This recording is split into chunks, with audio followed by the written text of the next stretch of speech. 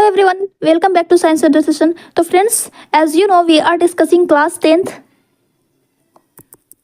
Science chapter 7, that is how do organism reproduce. इसमें हम लोगों ने 2 लेक्चर्स ऑलरेडी कंप्लीट कर लिए हैं, जिसमें हम लोगों ने असेक्सुअल रिप्रोडक्शन के सारे मोड्स को हम लोगों ने कवर अप कर लिया है प्रीवियस लेक्चर में. अगर आपने वो लेक्चर नहीं देखे हैं तो मैं इसके डिस्क्रिप्शन में उसका लिंक डाल दूंगी, आप वहाँ से गो थ्रू कर सकते हैं. इवन आप मेरे चैनल पे भी विजिट कर सकते हैं. ठीक है, तो फ्रेंड्स आज हम लोग थर्ड पार्ट स्टार्ट करने वाले हैं, that is sexual reproduction. And mainly हम यहाँ पे कवर अप करेंगे प्लांट्स में किस तरह से सेक्सुअल रिप्रोडक्शन होता है. ठीक है, तो फ्रेंड्स लेक्चर को स्टार्ट करने से पहले मैं बता दूं कि मैं वीडियो के लास्ट में ये भी बताने वाली हूँ कि आपको अपने नोट्स में, है ना, यहाँ पे कुछ स्टूडेंट्स ऐसे होते हैं कि यहाँ पे मैं जितनी भी चीज़ें मेंशन करती हूँ अपने स्लाइड में, बिकॉज समझाने के लिए कुछ एक्स्ट्रा चीज़ें भी पुट करनी पड़ती है. ठीक है, तो आप लोगों को क्या डिफिकल्टीज होती है कि आप लोग सारे नोट्स को कॉपी करने लगते हो. तो वैसा नहीं करना है, टाइम बहुत कम है. नोट्स किस तरह से बनाने हैं, आपके नोट्स में क्या क्या चीज़ें इंक्लूडेड होनी चाहिए, वो मैं इस वीडियो के लास्ट में बता दूंगी. आप लास्ट तक ज़रूर देखिएगा. ठीक है, क्या क्या चीज़ें क्या क्या आपके लिए इम्पोर्टेंट है वो मैं लास्ट में एक लिस्ट मेंशन कर दूंगी. ठीक है, जिससे कि आपको सहूलत होगी नोट्स बनाने में. ठीक है, तो वीडियो के अंत तक ज़रूर बने रहिएगा. और अगर आपको सेशन अच्छा लगता है तो लाइक शेयर कर सकते हैं, आपकी मर्जी है. तो चलिए आज का ये सेशन स्टार्ट करते हैं. सबसे पहले हम लोगों ने इंट्रोडक्टरी पार्ट में ही देखा था कि रिप्रोडक्शन 2 तरीके से होता है, एक होता है असेक्सुअल और एक होता है सेक्सुअल रिप्रोडक्शन. सेक्सुअल रिप्रोडक्शन में क्या खासियत होती है कि इसमें जो है 2 पेरेंट्स इन्वॉल्व होते हैं. 2 पेरेंट्स इन्वॉल्व होते हैं. एक ऐसा रिप्रोडक्शन जिसमें 2 पेरेंट्स इन्वॉल्व होते हैं और दोनों अपोजिट सेक्स के, अपोजिट जेंडर के होते हैं. एक होता है मेल पेरेंट एंड एक होता है female parent.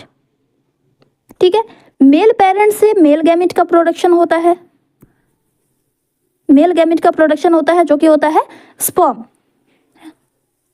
In human beings. ठीक है, एंड फीमेल से फीमेल गैमेट का प्रोडक्शन होता है, फीमेल गैमेट का जो कि होता है मेनली एग सेल. ओके, इस मेल गैमेट को हम इस तरह से रिप्रेजेंट करते हैं.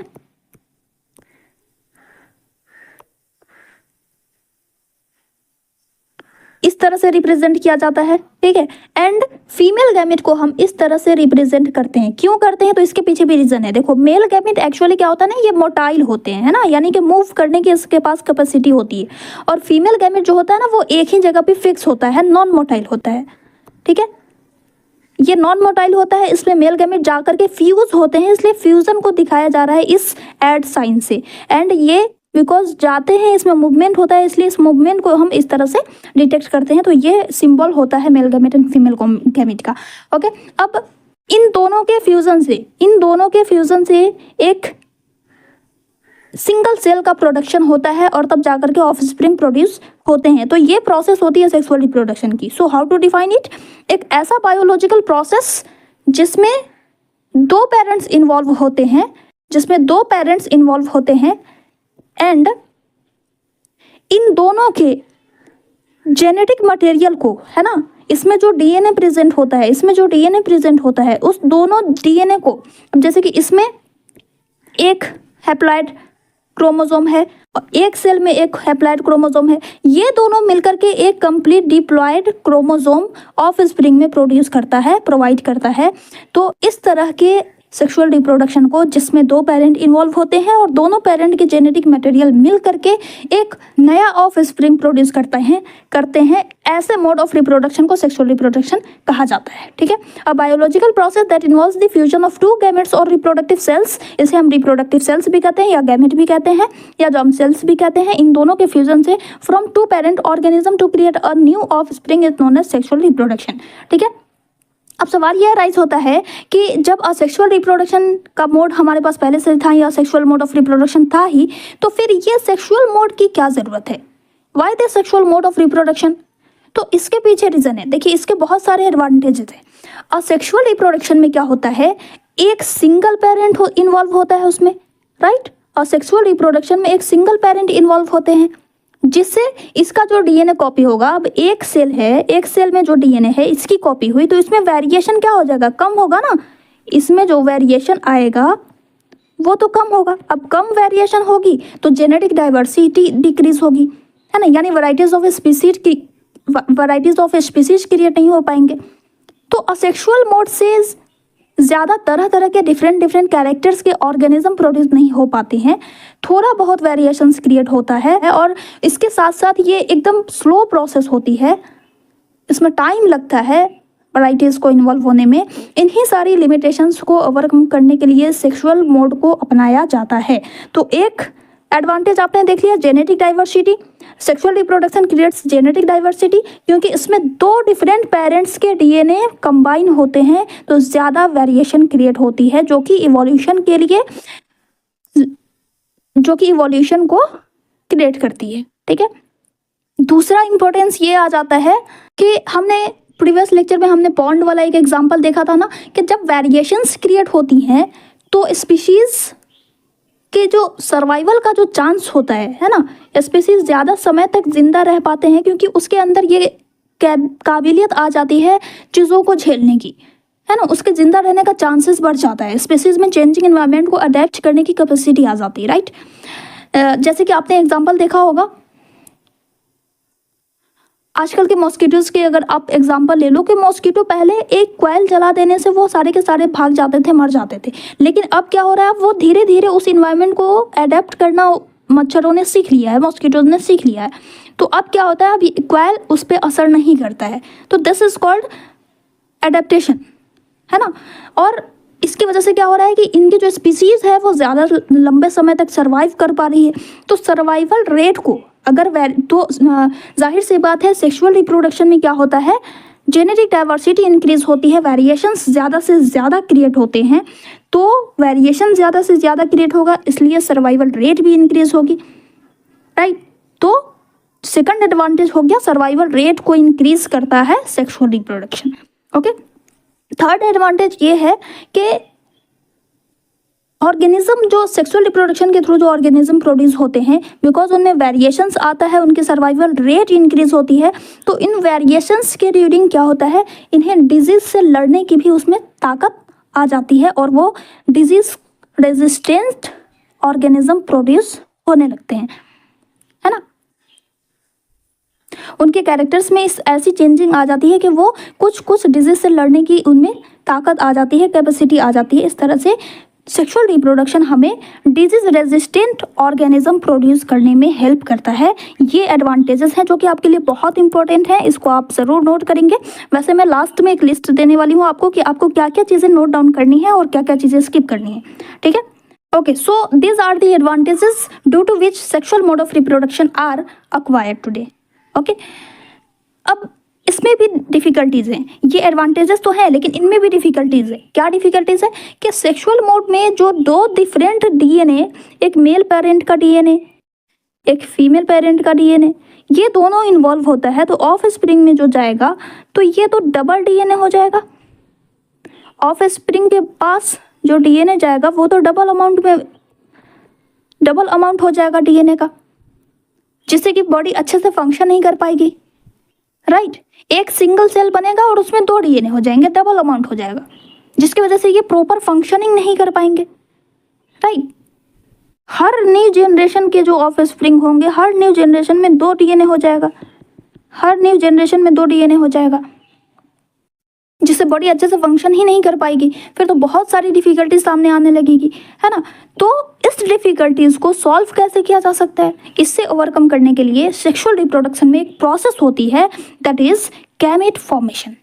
Now what is gamete formation, gametes का फॉर्मेशन कैसे होता है, तो देखिए गैमेट्स फॉर्मेशन को गैमेटोजेनेसिस भी कहा जाता है, ठीक है। गैमेटोजेनेसिस, जेनेसिस वर्ड का मतलब होता है फॉर्मेशन, गैमेट्स का फॉर्मेशन गैमेटोजेनेसिस। ओके, अब इस प्रोसेस को ध्यान से समझिएगा, क्योंकि किसी भी ऑर्गेनिज्म के सेक्सुअल रिप्रोडक्शन में ये स्टेप होना ही होना है। ये फर्स्ट स्टेप है सेक्सुअल रिप्रोडक्शन का, ये फर्स्ट स्टेप है। इसी के बाद आगे की प्रोसेस होती है, सबसे पहले गैमेट्स का फॉर्मेशन होता है, और इसी से ये भी पता चलता है कि मेल ऑफ स्प्रिंग होने वाला है या फीमेल ऑफ स्प्रिंग होने वाला है, यानी कि ऑफ स्प्रिंग के जेंडर का भी पता हम इसी स्टेज में लगाते हैं, ठीक है। अब देखो, एक है मेल पेरेंट एंड एक है फीमेल पेरेंट, ठीक है। मेल पेरेंट से बनता है मेल गैमेट। यहाँ पे मैं स्पर्म इसलिए नहीं लिखूंगी क्योंकि यहाँ पे प्लांट्स के केस में भी यही स्टेप होते हैं, तो इसलिए मैं कॉमनली यूज कर रही हूँ male gamete and female gamete. ठीक है, male gamete and female gamete. Okay, अब इस मेल गैमेट एक्चुअल में क्या होता है, रिप्रोडक्टिव सेल्स होती हैं। तो सेल्स है, तो सेल में हर एक सेल में, हमारी बॉडी में जितने भी सेल्स हैं या किसी भी लिविंग ऑर्गेनिजम्स की बॉडी में जो सेल्स होते हैं, उन हर एक सेल में क्रोमोसोम प्रेजेंट होता है, डीएनए प्रेजेंट होता है, राइट, जिसमें इंफॉर्मेशन स्टोर्ड होती है। तो इसमें भी जो एक सेल है उसमें 23 पेयर्स ऑफ क्रोमोसोम प्रेजेंट है, यानी कि टोटल 46 क्रोमोसोम्स प्रेजेंट है। और ये जो सेल है फीमेल गैमेट जो है, इसमें भी 46 क्रोमोसोम्स है, दोनों पेयर्स में प्रेजेंट है। ठीक है फ्रेंड्स, एक बात और क्लियर कर दूं कि जब क्रोमोसोम पेयर में प्रेजेंट होता है तो उसे हम कहते हैं डिप्लॉयड क्रोमोसोम या डिप्लॉयड सेल कहते हैं। जिस सेल में पेयर में क्रोमोसोम प्रेजेंट होता है उसको डिप्लॉयड कहते हैं। तो ये अभी डिप्लॉयड कंडीशन में है, इसे हम 2n से रिप्रेजेंट करते हैं, 2n से। ओके, अब ये जो 23 पेयर्स होते हैं, इसमें मेल के केस में 22 पेयर्स जो होता है वो बिल्कुल सेम होता है, इसमें भी 22 पेयर्स होते हैं।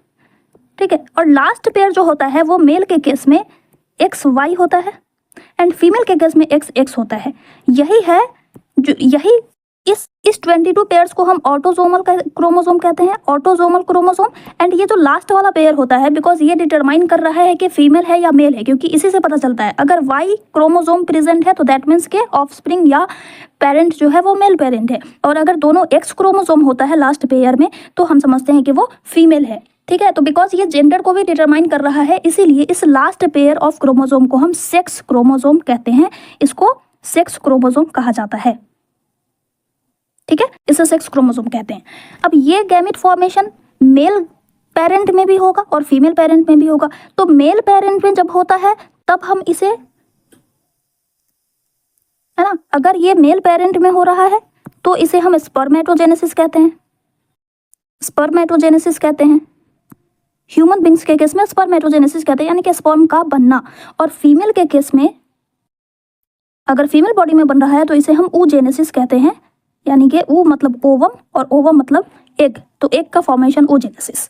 ठीक है, तो ये दोनों प्रोसेस होती है जिससे कि गैमेट्स का फॉर्मेशन होता है। अब जैसा कि मैंने बताया कि इसमें जो सेल्स प्रेजेंट होते हैं वो पेयर्स में प्रेजेंट होते हैं, इस तरह से, राइट। इसमें भी जो प्रेजेंट है वो पेयर्स में प्रेजेंट है, ये एक पेयर है ना, और ये दोनों क्या है, ये क्रोमैटिड्स है, राइट। यानी इसमें जो इन्फॉर्मेशन स्टोर्ड है वही इन्फॉर्मेशन इसके पास भी स्टोर्ड है, ये पेयर में प्रेजेंट है। तो गैमेट्स बनाने के लिए हमें क्या करना है, इसे हाफ करने की जरूरत होती है, क्योंकि इससे जो गैमेट बनेगा ये अभी जर्म सेल कहलाएगा। ठीक है, ये अभी गैमेट्स नहीं कहलाएंगे, इसे हम कहेंगे जर्म सेल। अब इससे हमें गैमेट बनाना है तो इसे 2n से n करना है, इसके क्रोमोसोम को क्या करना, हाफ करना है। ठीक है, तभी मेल गैमेट और फीमेल गैमेट दोनों मिलकर के 2n बनेगा।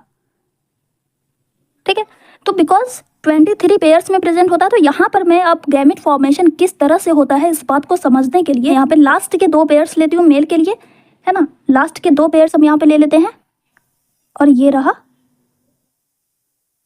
Female gamete. ठीक है, इसमें मैं पेयर ले लेती हूँ, 4 क्रोमोसोम हम यहाँ पे ले रहे हैं 2 पेयर्स में।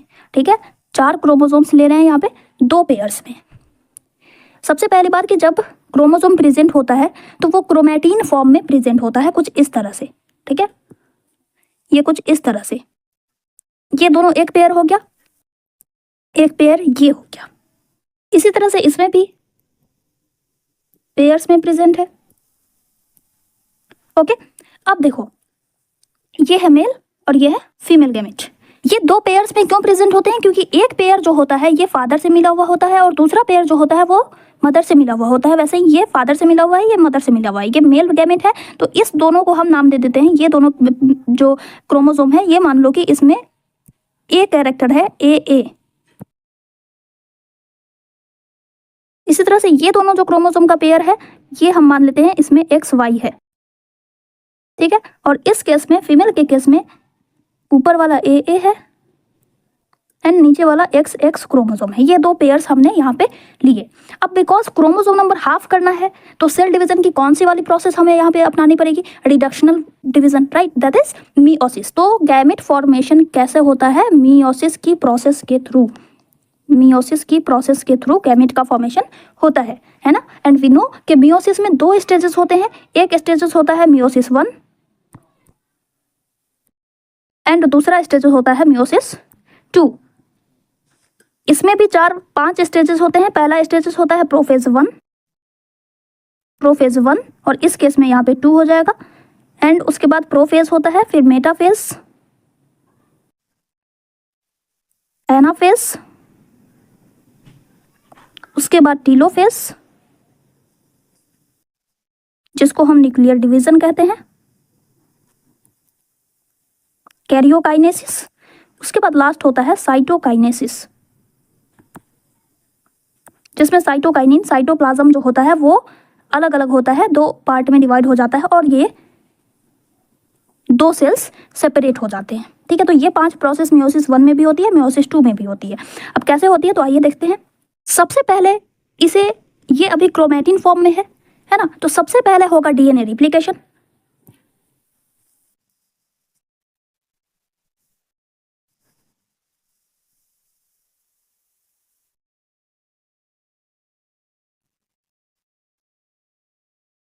ओके, तो सबसे पहला स्टेप होगा डीएनए रिप्लिकेशन का। डीएनए रिप्लिकेशन में क्या होता है, ये अभी डबल स्ट्रैंड में हो जाएगा, है ना। इस तरह से मान लेते हैं कि हम ये एक स्ट्रैंड था पहले ऐसे, तो अब ये डबल हो जाएगा, ये डबल स्ट्रैंडेड हो जाएगा, यानी कि 2 क्रोमैटिड्स हो जाएंगे, ये दोनों ऊपर वाला। ठीक है, उसी तरह से नीचे वाले का भी होगा। एक स्ट्रैंड पहले से था, अभी एक कॉपी बन गई, फिर इसकी भी कॉपी बन गई एक ऐसे। ठीक है, फिर इसमें भी इसी तरह से एक कॉपी पहले से थी, एक कॉपी हो गई इस तरह से। उसके बाद फिर रेड वाला भी एक कॉपी, इसकी भी इस तरह से हो गया, डीएनए रेप्लिकेशन हो गया। अब माइटोसिस मियोसिस 1 की प्रोसेस होगी। मियोसिस 1 में पहला स्टेज प्रोफेज होगा, तो प्रोफेज में अब ये जो अभी क्रोमैटिन फॉर्म में प्रेजेंट है, ये जो क्रोमैटिन फॉर्म में डीएनए प्रेजेंट है, ये क्रोमोसोम का फॉर्म गेन करेगा, यानी ये कंडेंस हो जाएंगे। ठीक है, कुछ इस तरह से ये कंडेंस हो जाएंगे। इसमें भी ये वाला भी ऐसे ही हो जाएगा इस तरह से। ठीक है, अब नेक्स्ट स्टेप होगा मेटाफेज। मेटाफेज में क्या होता है, मेटाफेज में ये होता है, ये जो 2 स्ट्रैंड है ना, एक फादर से और एक मदर से, ये वाला फादर से, इस साइड वाला ये फादर से और ये मदर से, इसमें भी ये फादर से आया हुआ क्रोमोसोम है और ये मदर से, ये फादर से और ये मदर से। ठीक है, तो अब एक फादर वाला क्रोमोसोम एक साइड हो जाएगा, मदर वाला क्रोमोसोम एक साइड हो जाएगा, क्योंकि दोनों एक ही डीएनए की कॉपी है, राइट, एक ही डीएनए का पेयर है ना, एक ही सेट ऑफ क्रोमोसोम है, तो ये दोनों एक लाइन पर सेपरेट हो जाते हैं कुछ इस तरह से सेकंड स्टेज में। ठीक है, इसमें भी इस तरह से सेपरेशन हो जाएगा। ओके, तो नेक्स्ट स्टेप यहाँ पे मैं बनाऊं, अगर ये कुछ इस तरह से हो जाएगा, एक फादर का क्रोमोसोम इस साइड आ जाता है, ये इस साइड आया और ये भी इस साइड आ जाता है। ठीक है, इसमें भी ये इस साइड आ जाता है, ये दोनों एक ही प्लेन में इस तरह से अरेंज हो जाते हैं इस तरह से। ठीक है, अब क्या होगा, अब थर्ड स्टेज होगी एनाफेज। एनाफेज में क्या होता है, इस स्टेज में ये दोनों होमोलोगस पेयर का एक क्रोमोसोम इस साइड आ जाता है और दूसरा क्रोमोसोम इस साइड आ जाता है और दूरी हो जाती है, सेपरेट हो जाता है और थोड़ा सा सेल जो है वो इलोंगेट हो जाता है। ओके, ये एनाफेज यहाँ पे मैं बना रही हूँ और यहाँ पे होगा आपको टीलोफेज।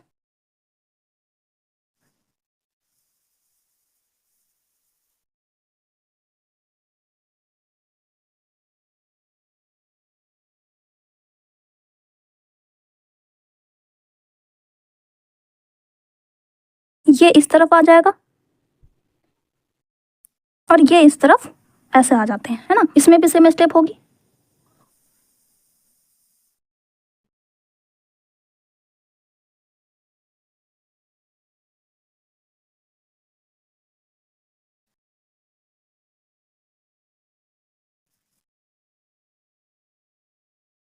इसमें भी ये इस तरफ आ जाता है और ये इस तरफ, वैसे ही ये भी इस तरफ सेग्रीगेट हो जाएगा, ये भी इस तरफ सेग्रीगेट हो जाते हैं ऐसे। ठीक है, अब नेक्स्ट स्टेप होगा टीलोफेज। टीलोफेज में क्या होता है, न्यूक्लियस अपीयर होने लगते हैं और उसके साथ साथ ये जो अभी क्रोमोसोम के फॉर्म में है वो खुल करके क्रोमैटिन के फॉर्म में आ जाता है। ये दोनों जो है, ये दोनों पार्ट ये इस एक में आ जाएगा और ये दोनों पार्ट इस एक में आ जाता है। ठीक है, तो एक फादर से एक मदर से, एक फादर से एक मदर से, इस तरह से अरेंजमेंट हो जाता है यहाँ पे मेटाफेज में, है ना। ये फादर से है तो ये मदर से, ये फादर से तो ये मदर से। यहाँ पे मैंने जो नाम दिया था ए और एक्स वाई, वो समझाने के लिए यहाँ पे जो है ये ए है और ये एक्स है, ये ए है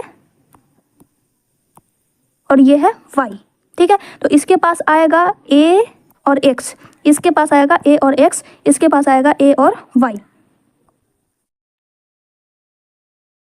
ये कुछ इस तरह का अभी ये कैरियोकाइनेसिस हो रही है, न्यूक्लियर डिवीजन हो चुका है, अभी साइटोप्लाज्म डिवाइड नहीं हुए हैं। नेक्स्ट स्टेप में, फाइनल स्टेप में साइटोप्लाज्म भी डिवाइड हो जाएंगे। यहाँ पे क्या होता है, ये क्रोमेटिन के फॉर्म में इस तरह से आ जाता है, एक इसके पास आ जाता है, एक कॉपी इसके पास आ गई और उसी क्रोमोसोम की दूसरी कॉपी मदर वाली इसके पास आ गई। उसी तरह से नीचे वाले स्ट्रैंड की भी एक कॉपी इसके पास जाएगी, दूसरी कॉपी इसके पास आएगी, इस तरह से, इस तरह से। अब नेक्स्ट स्टेप में यहाँ पे साइटोप्लाज्म पूरी तरह से डिवाइड हो जाएगा।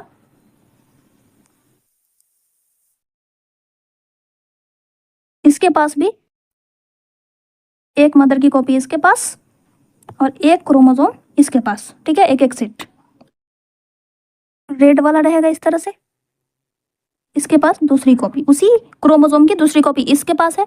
ये दो सेल बन गए इस तरह से। ठीक है, और यहाँ पे भी वैसे ही हो जाता है, ये दो सेल बन जाते हैं। ये अभी टीलोफेज है, अभी ये डिवाइड नहीं हुआ है, अब ये डिवाइड होगा दो सेल में इस तरह से।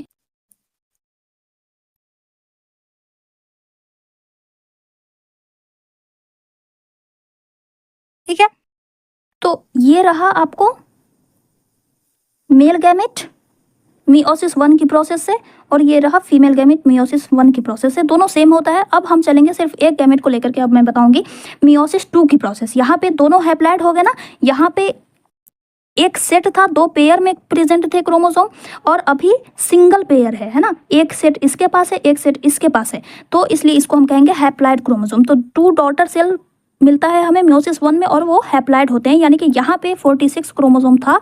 अब इस केस में इसके पास 23 आ गया, इसके पास 23 क्रोमोसोम आ गया, क्रोमोसोम नंबर हाफ हो चुका है। अब आगे की प्रोसेस होगी मियोसिस 2।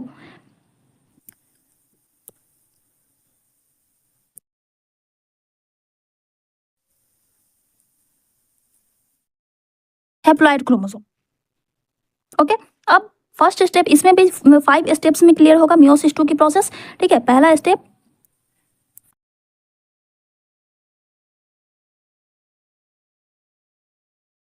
ये अभी क्रोमेटिन फॉर्म में है, ये कंडेंस होकर के क्रोमोसोम फॉर्म में आता है इस तरह से, इस तरह से। ठीक है, फिर मेटाफेज स्टेज आएगा। अभी ये यहाँ पे जो है ये एक स्ट्रैंड, इसमें दोनों स्ट्रैंड जो है वो ए है।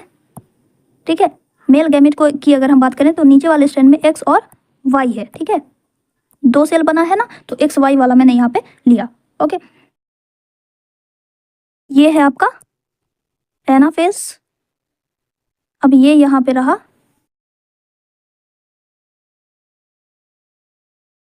मेटाफेज। ठीक है,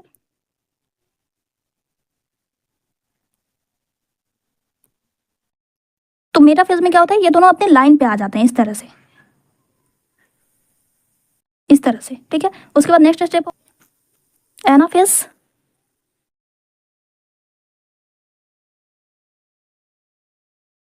एनाफेज में इसका जो स्ट्रैंड है, एक क्रोमेटिड इधर आ जाता है, सेपरेट हो जाता है, ये दोनों अलग अलग हो जाते हैं। ठीक है, ये दोनों इस तरह से, एक इधर आ गया और दूसरा इधर, इसी तरह से ये एक स्ट्रैंड इधर और दूसरा इधर। ठीक है, फिर नेक्स्ट होगा टीलोफेज। इसमें जो है सेल थोड़ा सा इलोंगेट हो जाता है इस तरह से, दोनों बराबर बराबर होते हैं, न्यूक्लियस अपीयर हो जाता है, एंड ये यहाँ पर से, ये यहाँ पर से हाफ हाफ दोनों साइड में न्यूक्लियस डिवाइड हो जाएगा, दो अलग अलग न्यूक्लियस में चले जाते हैं, एक स्ट्रैंड इसमें आ जाता है, एक स्ट्रैंड इसमें आ जाता है। ठीक है, इस तरह से, इस तरह से। ठीक है, उसके बाद फिर साइटोप्लाज्म डिवाइड हो जाएगा।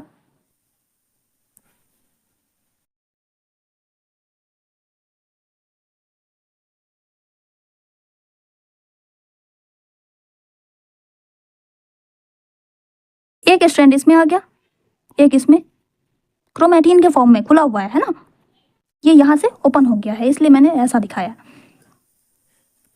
ये इस तरह से दो सेल हमें मिलते हैं, दो डॉटर सेल मिलते हैं इस एक से, जिसमें कि अभी ये एन था, है ना, हैप्लॉइड क्रोमोसोम यहाँ पे भी थे, एन एक कॉपी है, सिंगल कॉपी है इसलिए हैप्लॉइड कह रहे हैं, और यहाँ पे भी हमें हैप्लॉइड डॉटर सेल मिलता है। तो इस एक सेल से मियोसिस 1 में हमें 2 सेल मिली थी, इस एक सेल से 2 सेल्स मिलती हैं, उसी तरह से दूसरा वाला जो सेल था उससे भी 2 मिलेगी, तो टोटल हमें 4 गैमेट्स मिलते हैं एक बार के सेल डिवीजन से।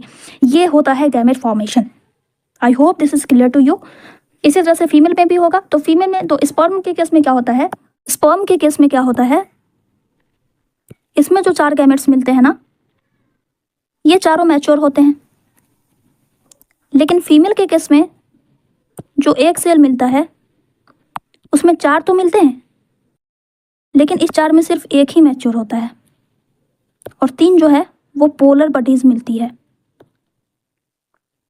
ठीक है, तो एग फॉर्मेशन में एक का जो गैमेट बनता है वो एक साइकिल में एक ही गैमेट बनता है, एंड स्पर्म के केस में 4 गैमेट एक बार में।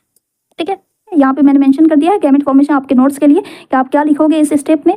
तो gametes are reproductive cells containing only 1 set of chromosome that is haploid होता है, एक सेल प्रेजेंट होता है गैमेट्स में, इसीलिए इसको हैप्लॉइड कहते हैं, यानी कि हाफ जेनेटिक मटेरियल प्रेजेंट होता है, बिकॉज इसके पास हाफ है और इसके पास हाफ है।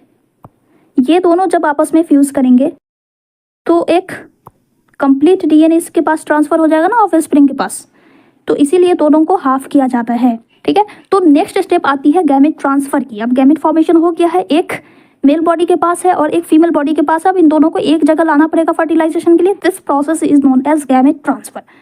इस गैमेट फॉर्मेशन में आपको एक बात ध्यान में रखनी है कि जो छोटे छोटे ऑर्गेनिजम्स होते हैं उनमें जो मेल गैमेट होता है एंड फीमेल गैमेट होता है वो बिल्कुल सिमिलर होते हैं एक दूसरे के, लेकिन जैसे जैसे कम्प्लेक्सिटी बढ़ती जाती है बॉडी डिज़ाइन की, वैसे वैसे ये स्पेशलाइज होते जाते हैं।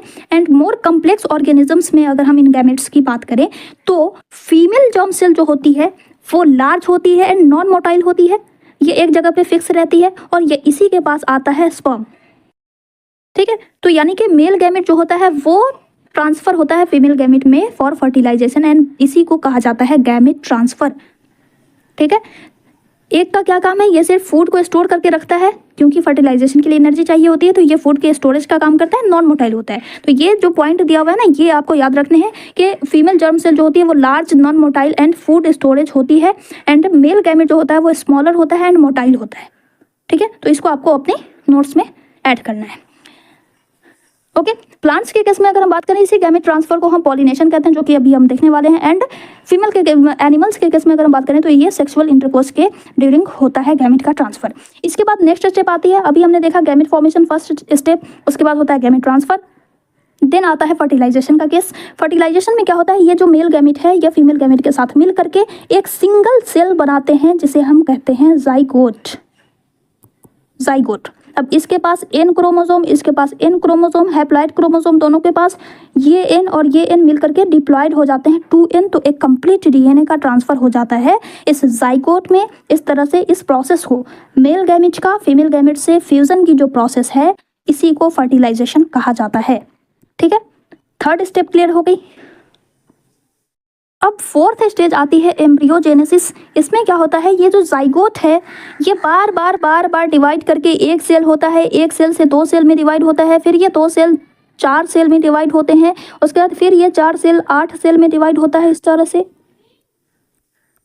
तरह से ये 8 सेल में डिवाइड होता है। ऐसे करते करते 16 से 16, 16 से 32, 32 से 64, इस तरह से डिवाइड करते करते ये एम्ब्रियो का फॉर्मेशन करता है, एम्ब्रियो का रूप ले लेता है, एम्ब्रियो फॉर्मेशन हो जाता है। उसके बाद फिर एम्ब्रियो बार बार डिवाइड करते करते फीटस का फॉर्म ले लेता है। फीटस बनने के बाद ऑर्गेनोजेनेसिस स्टार्ट होती है, ऑर्गन्स का फॉर्मेशन स्टार्ट हो जाता है। जेनेसिस मतलब फॉर्मेशन होता है, एम्ब्रियो, एम्ब्रियो का फॉर्मेशन एम्ब्रियोजेनेसिस। उसके बाद फीटस फॉर्म होता है। फीटस बनने के बाद ये सारे ऑर्गन्स का डेवलपमेंट स्टार्ट हो जाता है, जिसे हम कहते हैं ऑर्गेनोजेनेसिस, एंड फाइनली एक बेबी प्रोड्यूस होता है। तो इस तरह से होती है सेक्सुअल रिप्रोडक्शन की प्रोसेस। ठीक है, तो फ्रेंड्स ये था basics concept of sexual reproduction. 4 steps में क्लियर होता है। सबसे पहला गैमेट फॉर्मेशन होता है, उसके बाद गैमेट का ट्रांसफर होता है, फिर फर्टिलाइजेशन होती है, उसके बाद फिर एम्ब्रियोजेनेसिस एंड देन उसका डेवलपमेंट होता है, तो इन्फेंट प्रोड्यूस होता है। ठीक है, अब आइए हम लोग बात करते हैं sexual reproduction in plants. Plants में कैसे होता है? तो देखिए, प्लांट्स एक ऐसा ऑर्गेनिज्म है जिसमें असेक्सुअल रिप्रोडक्शन भी होता है एंड सेक्सुअल रिप्रोडक्शन भी होता है। तो प्लांट्स के कुछ टाइप्स होते हैं, कुछ कैटेगरी ऐसी होती है जिसमें सेक्सुअल रिप्रोडक्शन होता है और कुछ कैटेगरी ऐसी होती है जिसमें सेक्सुअल रिप्रोडक्शन होता है। इसी बेसिस पर प्लांट्स की 2 कैटेगरी होती है। एक को हम कहते हैं क्रिप्टोगैम्स और एक होता है फेनेरोगैम्स।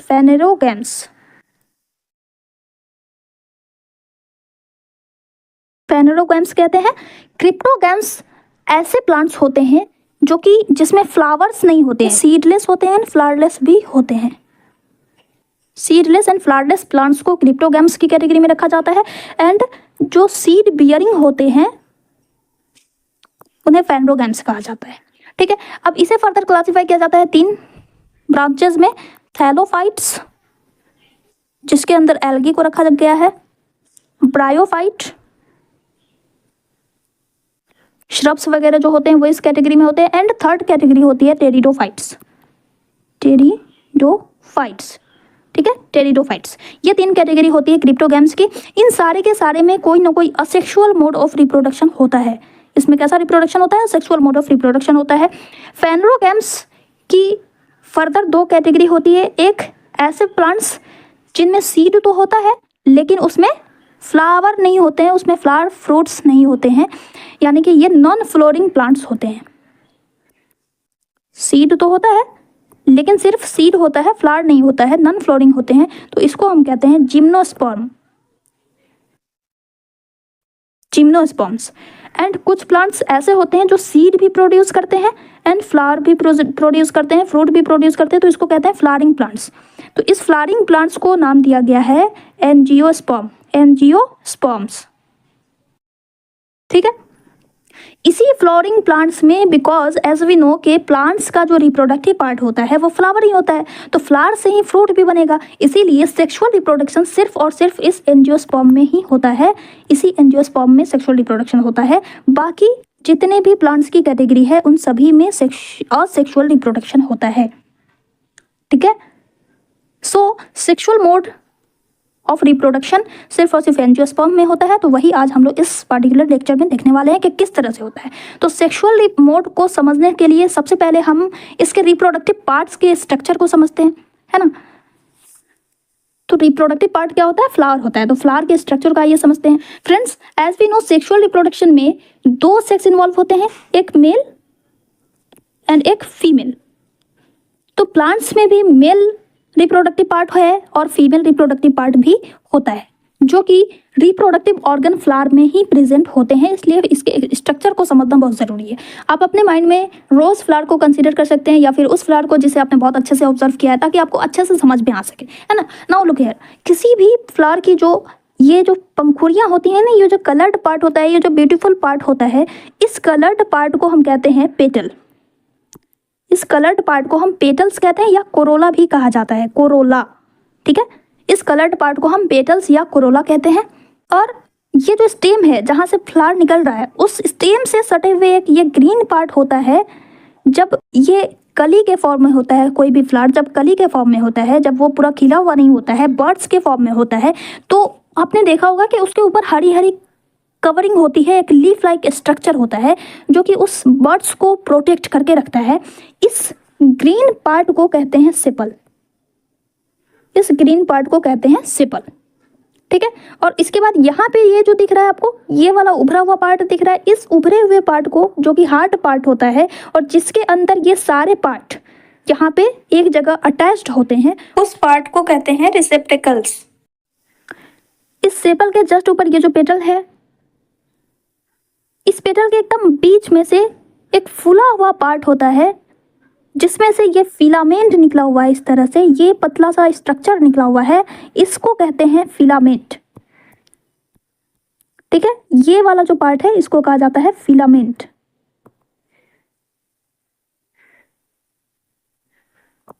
एंड इस फिलामेंट के टिप पे येलोविश कलर का एक पार्ट होता है जिसे हम कहते हैं एंथर। इस पार्ट को कहा जाता है एंथर। ठीक है, यही दोनों पार्ट मिल करके मेल रिप्रोडक्टिव पार्ट बनाते हैं प्लांट्स का, जिसे हम कहते हैं स्टेमेन, जिसे हम कहते हैं स्टेमेन या एंड्रोसियम। ठीक है, एंथर और फिलामेंट मिलकर के स्टेमेन बनाता है। अब देखिए, अब इस एंथर के बीच में यहाँ पे ये वाला स्ट्रक्चर दिख रहा है, ये कुछ इस तरह का स्ट्रक्चर दिख रहा है, ये कुछ इस तरह का स्ट्रक्चर दिख रहा है। ये वाले पार्ट को, ये जो पार्ट है इसको कहते हैं ओवरी। ये फ्लावर की ओवरी है। ठीक है, ये है ओवरी। इस ओवरी के ऊपर ये जो स्टॉक लाइक स्ट्रक्चर दिख रहा है इसको कहा जाता है स्टाइल, इसको कहते हैं स्टाइल। एंड इस स्टाइल के ऊपर ये जो स्ट्रक्चर दिख रहा है आपको इस तरह का, है ना, ग्रीन पार्ट को देखिएगा, ये जो ग्रीन पार्ट है इस तरह का, ये कहलाता है स्टिग्मा। स्टिग्मा। ठीक है, ये तीनों स्ट्रक्चर मिल करके फीमेल रिप्रोडक्टिव पार्ट बनाते हैं जिसे हम कहते हैं पिस्टिल, जिसका नाम है पिस्टिल, या इसको कार्पेल भी बोला जाता है, या इसे जाइनोसियम भी बोला जाता है।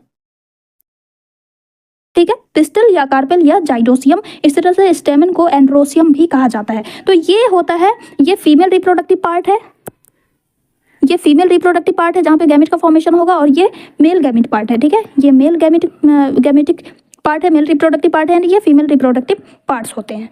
अब आइए एक एक करके इनके फंक्शंस को देखते हैं। पहले हम फीमेल रिप्रोडक्टिव पार्ट के फंक्शन को समझते हैं, फिर मेल रिप्रोडक्टिव पार्ट के फंक्शंस को देखेंगे। ठीक है, बट उससे पहले अब देखिए, यहाँ पे हमने देखा, दो चीज़ देखी हमने कि ये जो पार्ट होता है ये है एंथर, ये है एंथर, एंड ये है फिलामेंट।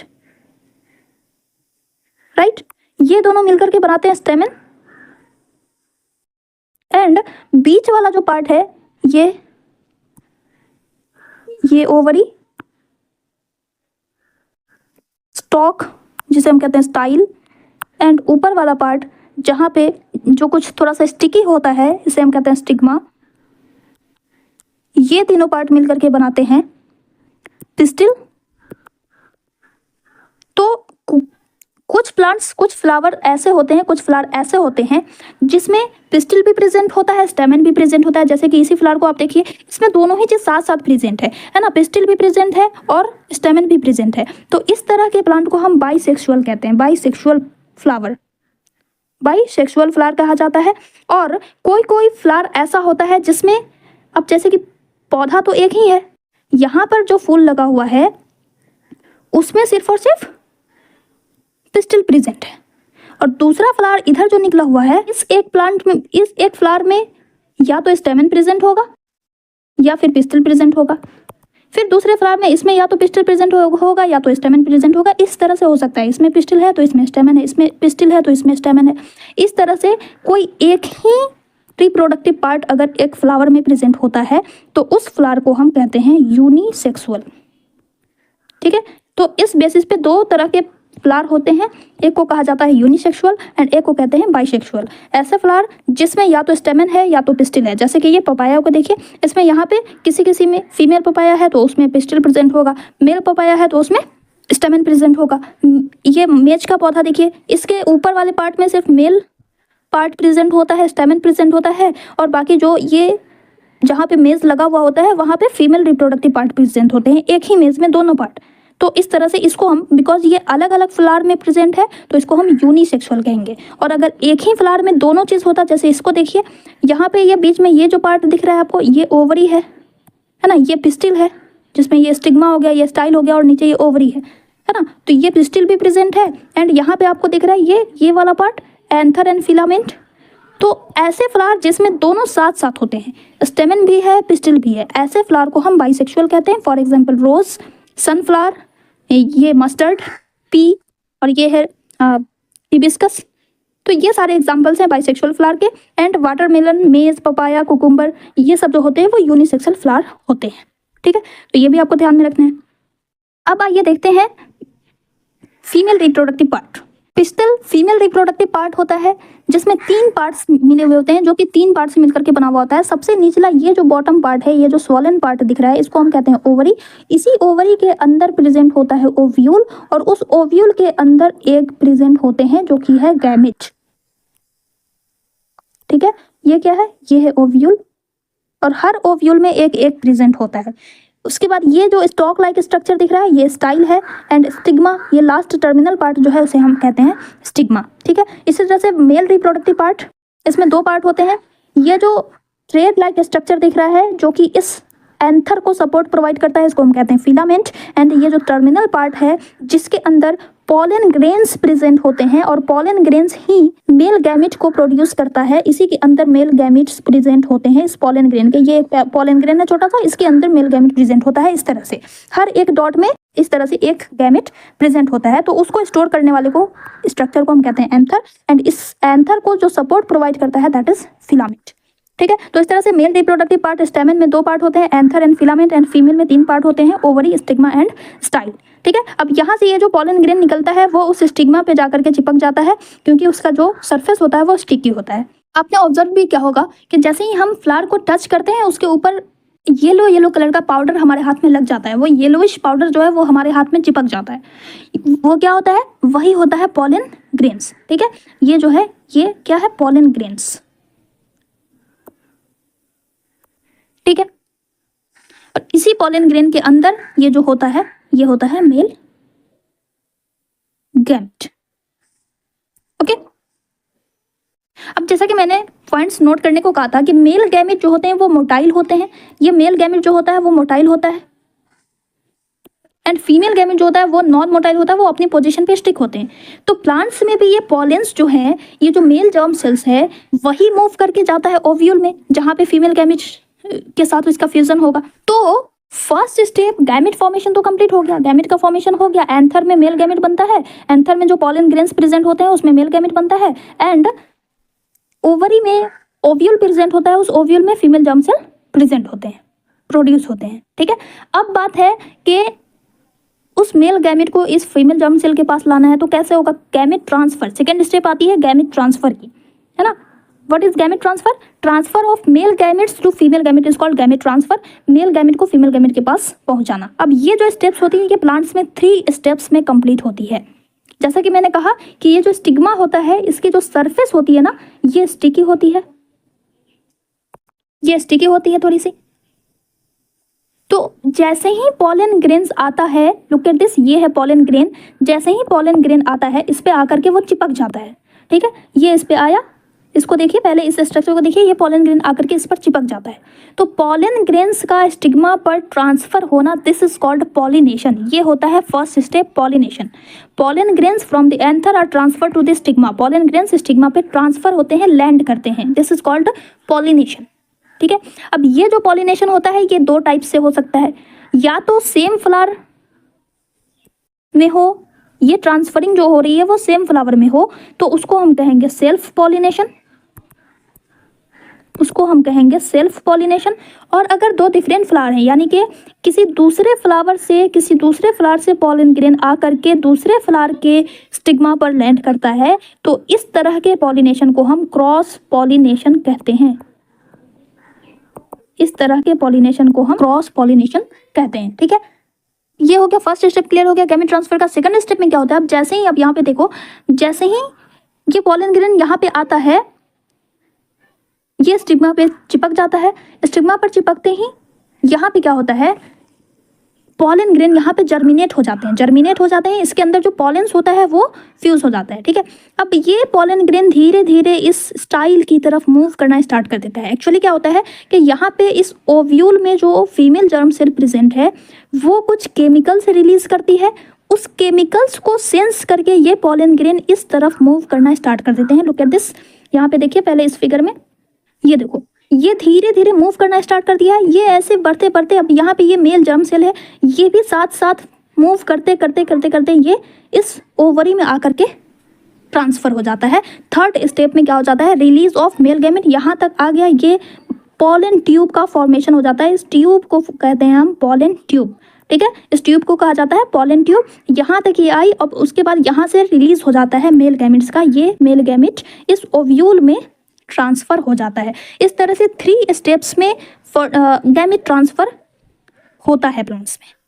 ओके, अब यहाँ पे फीमेल जर्म सेल भी प्रेजेंट है, फीमेल गैमेट मेल गैमेट दोनों यहाँ पे प्रेजेंट है। अब थर्ड स्टेप क्या होती है, फर्टिलाइजेशन की। मेल जर्म सेल जो है वो पॉलन ट्यूब के थ्रू ट्रेवल करते हुए एक सेल के पास पहुंच जाते हैं और वहां पे ये दोनों क्या हो जाते हैं, फ्यूज हो जाते हैं।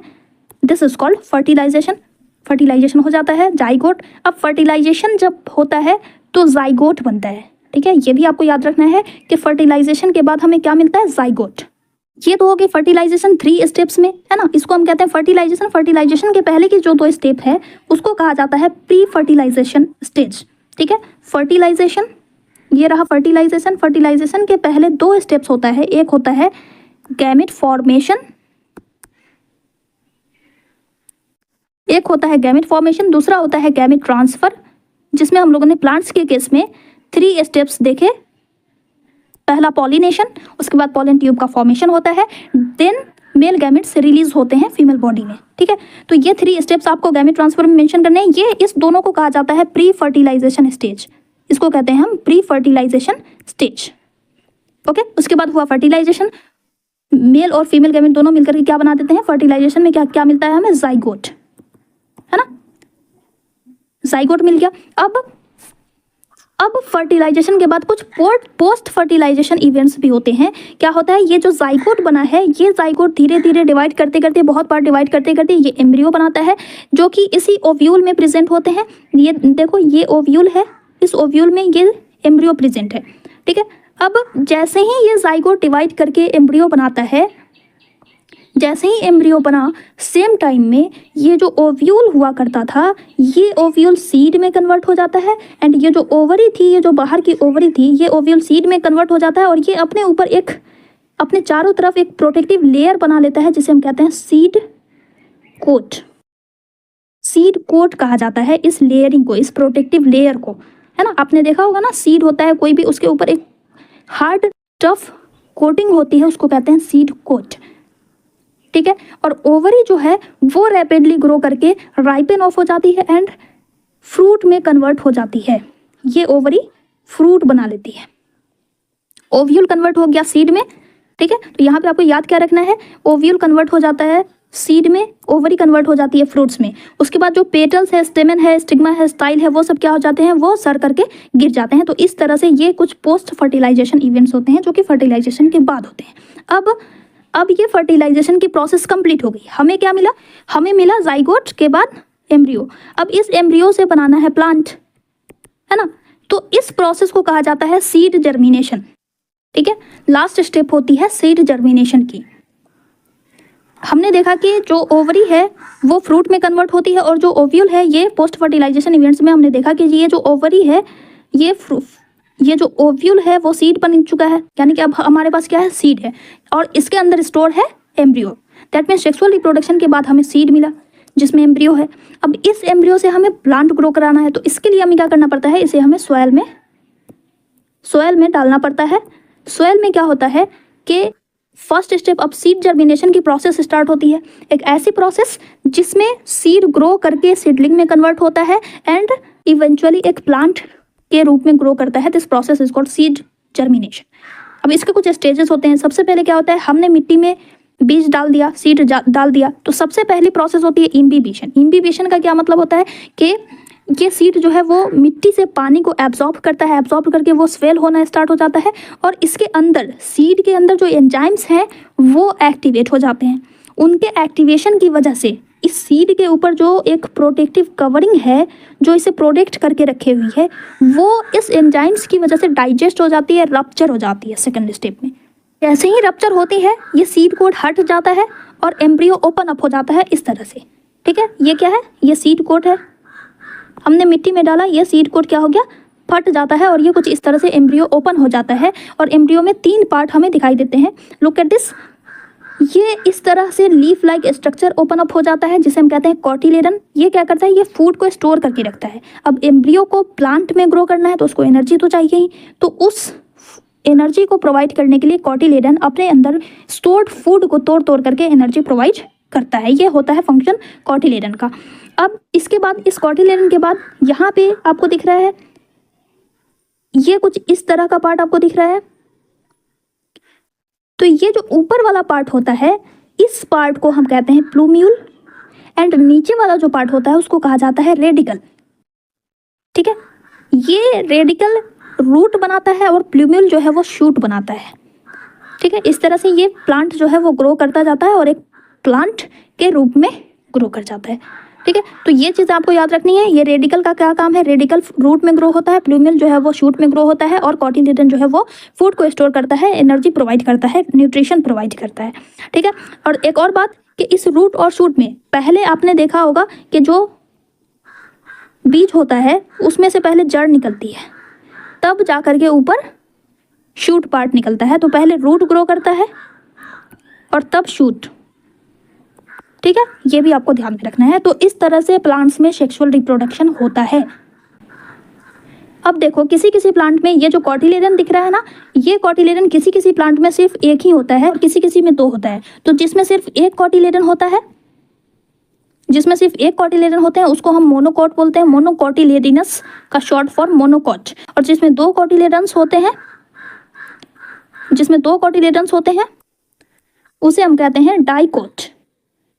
डाइकोटिलेडिनस, डाई यूज होता है दो के लिए, तो डाइकोटिलेडिनस का शॉर्ट फॉर्म डाइकोट। ठीक है, तो यही होता है मोनोकॉट, डाइकोट। मोनोकॉट का एग्जांपल आपने, डाइकोट का एग्जांपल साफ साफ आपको पता होगा, आपने चना यानी कि ग्राम, इसको आपने कभी ओपन किया है, छिलका से अलग किया है। ये देखो, ये चना का ही फिगर है ये।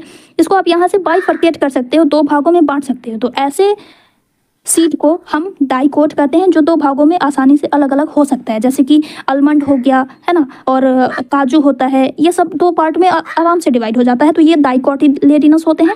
एंड मेज, इसको आप दो भाग में नहीं बांट सकते हो।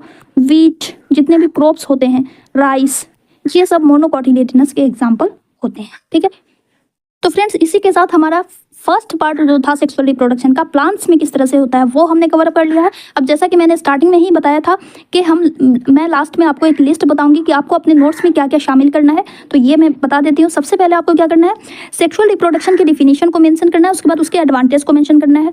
ठीक है, उसके बाद जो मैंने बेसिक स्टेप्स बताए हैं, जो एक स्लाइड है ना, एक ही स्लाइड में जो मैंने पूरा कंप्लीट बताया है चारों स्टेप्स को, उस स्लाइड को सिर्फ आप नोट कीजिएगा। उसके बाद सेक्सुअल रिप्रोडक्शन इन प्लांट्स में प्लांट्स टाइप मेंशन कर देने हैं, या फिर आप इसे स्किप कर सकते हैं। स्ट्रक्चर ऑफ फ्लावर जो है, इसमें आप एक टेबल मैं यहाँ पे प्रोवाइड करूँगी, उस टेबल को आपको यहाँ पे मेंशन कर देना है। बस यहाँ पे आप क्या करोगे, फिगर बना लोगे फ्लावर का, उस फिगर में आपको दिखा देना है कि कहाँ पे कौन से पार्ट है, और इस टेबल को मेंशन कर देना है बस। उसके बाद टाइप्स ऑफ फ्लावर में यूनिसेक्सुअल एंड बाइसेक्सुअल, ये आपको लिख लेना है। ठीक है, अब ये female and male reproductive part जो था वो स्ट्रक्चर में ही हो गया, इसी टेबल में ही मेंशन है, अलग से लिखने की जरूरत नहीं है। ठीक है, उसके बाद हम आएंगे प्रोसेस ऑफ सेक्सुअल रिप्रोडक्शन में। तो सबसे पहला स्टेप गैमेट फॉर्मेशन लिखेंगे, इसी बेसिक स्टेप वाले से। बेसिक स्टेप जो मैंने बताया है पहले यहाँ पे, इसमें जो मैंने गैमेट फॉर्मेशन का लिखा हुआ है वो आपको लिखना है। उसके बाद सेकंड स्टेप में गैमेट ट्रांसफर में पॉलिनेशन देना है। पॉलिनेशन किस तरह से होता है, इसकी जो स्लाइड है जिसमें तीनों स्टेप्स दिए हुए हैं और फर्टिलाइजेशन भी दिया हुआ है, वो वाली स्लाइड आपको लिखनी है। ठीक है, पॉलिनेशन लिख करके इसका डिफिनीशन और टाइप भी मेंशन कर देंगे, या फिर इसे आप सेपरेट लिखेंगे अलग। ठीक है, इसे आप अलग लिखेंगे। गैमेट ट्रांसफर, ये बिकॉज आप प्रोसेस लिख रहे हो तो यहाँ पे सिर्फ पॉलिनेशन लिखना है, उसके बाद पॉलन ट्यूब फॉर्मेशन लिखना है, तब ट्रांसफर ऑफ मेल गैमेट लिखना है, उसके बाद फर्टिलाइजेशन लिख देना है। ठीक है, लास्ट में आप पॉलिनेशन के टाइप्स मेंशन कर देंगे। ओके, उसके बाद पोस्ट फर्टिलाइजेशन इवेंट में जो मैंने एक स्लाइड दी है वो लिखना है, और सीड जर्मिनेशन में सिर्फ आप इसका डिफाइन कर दोगे, इसे डिफिनीशन आप इसका मेंशन कर देंगे। एंड एम्ब्रियो के जो 3 पार्ट्स हैं, प्लूम्यूल, रेडिकल एंड कॉटिलेडन, उसका फंक्शन मेंशन कर देना है, कौन रूट बनाता है, कौन शूट बनाता है। बस आपका इस पोर्शन का नोट्स कंप्लीट। ठीक है, तो चलिए इसी के साथ हम ये सेशन को कंप्लीट करते हैं। और ये रहा आपका टेबल जो मैंने बताया अभी मेंशन करने के लिए, ये बहुत इंपॉर्टेंट है, इसको आपको मेंशन कर देना है। You can go through it. ठीक है, आप यहाँ से रीड आउट कर लेंगे। ओके, ये इतना पार्ट, लुक एट दिस।